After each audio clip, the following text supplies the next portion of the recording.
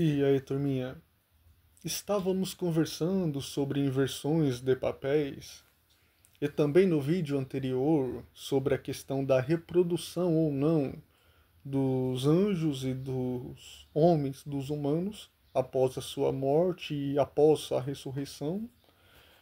E eu me senti compelido e também fiquei inspirado em produzir um vídeo rebatendo tanto essa questão da reprodução quanto essa inversão ou contradição sobre o desejo sexual, como sendo sinônimo de pecado. Ao longo da história, sempre houve tensões e mal-entendidos em torno do desejo sexual. Muitas vezes, tal como alguns cristãos que nós estávamos comentando, que confundiram a relação entre corpo e alma, entre terra e céu, também confundiu desejo e pecado, como se o desejo, seu próprio desejo, fosse algo impuro, sujo em si mesmo. Mas o desejo sexual, na visão bíblica, foi criado por Deus e faz parte da boa estrutura da criação, que é prazeroso. Ele une o casal, fortalece vínculos e é um banho de dopamina concedida por Deus, pelo Criador, ao casal dentro da aliança. Há uma frase que diz que refletir sobre o ensinar remete também ao aprender. Faço essa ressalva porque eu tive que estudar uma dinâmica para transmitir o que eu estudei de uma maneira cristalina, nítida, que vocês pudessem compreender. E eu pesquisei como unir filosofia com religião.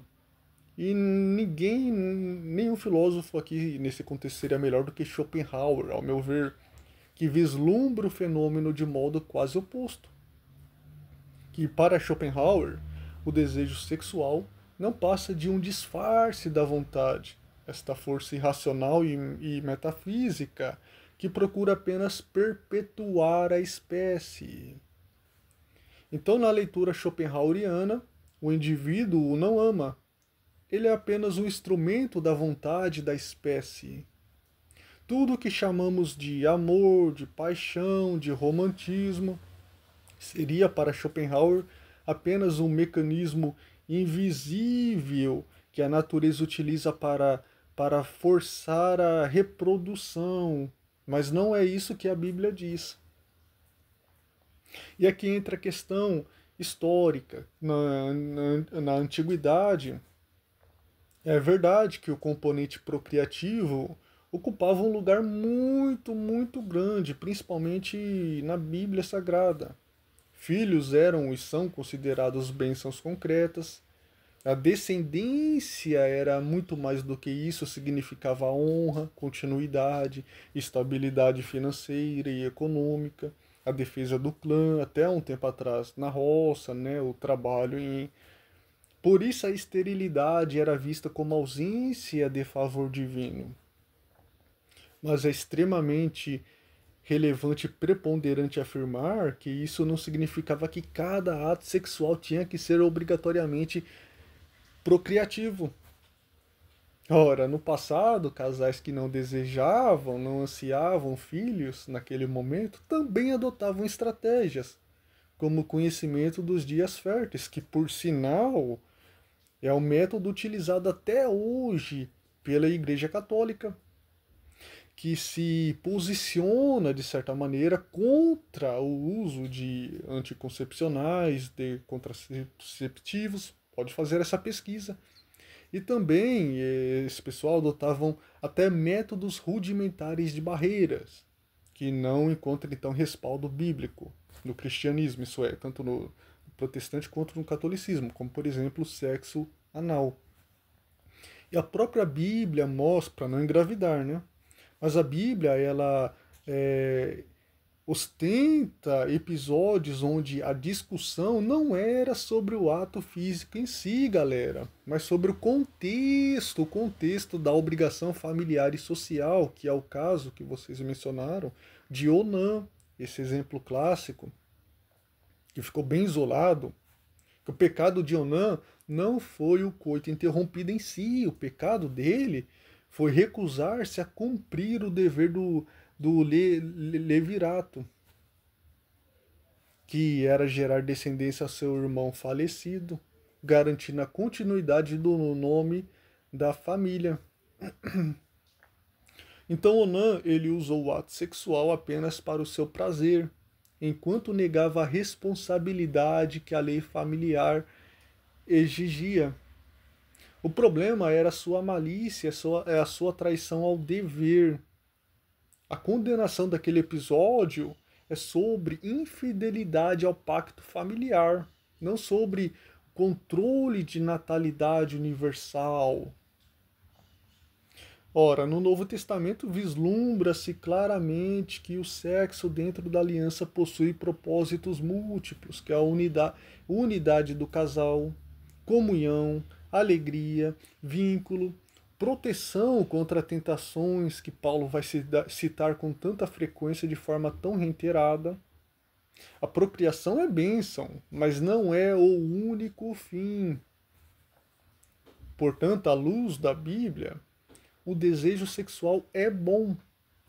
O problema não está no desejo, não reside no desejo, mas em distorcê-lo. Deus que criou o corpo, Deus que criou o prazer, o desejo sexual, foi Deus. Deus criou o vínculo.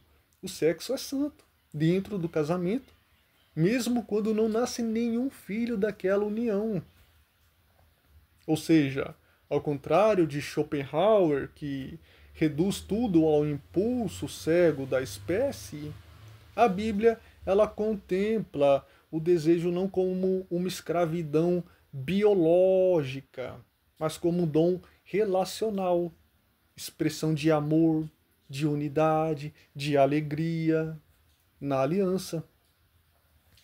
Quando pensamos no mandamento, e eu citei no vídeo anterior como não sendo mandamento, mas é um mandamento, frutificai e multiplicai-vos, é comum imaginar que Deus estivesse ordenando que cada relação sexual tivesse como objetivo imediato gerar um filho. Mas essa leitura não corresponde ao alcance real do texto bíblico. O que Deus entrega ali é um mandamento de humanidade, não uma regra aritmética para cada ato conjugal. Assim como o dominai a terra, que Deus vai dizer, olha, dominai a terra, não faz de todos os agricultores e governantes políticos. Os agricultores governantes não são automaticamente políticos.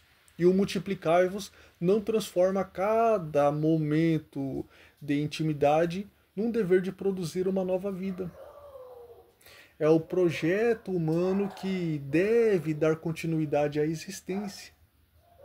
Não é uma obrigação matemática aplicada ato por ato.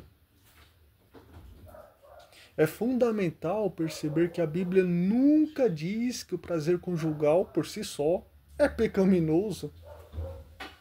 Nunca há um texto bíblico que exija que todo ato sexual seja procriativo. Pelo contrário, você vê lá em Cântico dos Cânticos, celebra aquele erotismo, banho de prazer dentro da aliança. Em Provérbios fala do deleite do marido pela sua esposa. E Paulo reconhece o valor unitivo e protetivo da relação sexual dentro do casamento. Principalmente que o casal não seja tentado pela incontinência. Então a procriação é bênção, mas não é o único sentido do ato. E nesse ponto entra a compreensão correta do episódio de Onã. A condenação lá em Gênesis, cujo capítulo eu não me lembro, não recai sobre o ato físico dele interromper o ato sexual, mas sobre a recusa dele de cumprir o levirato, que era produzir descendência para o seu irmão falecido. O pecado ali é a malícia dele, a covardia dele, a traição ao dever familiar, não a técnica em si. Onã queria prazer, mas não queria a responsabilidade que naquele momento específico era exigido por lei.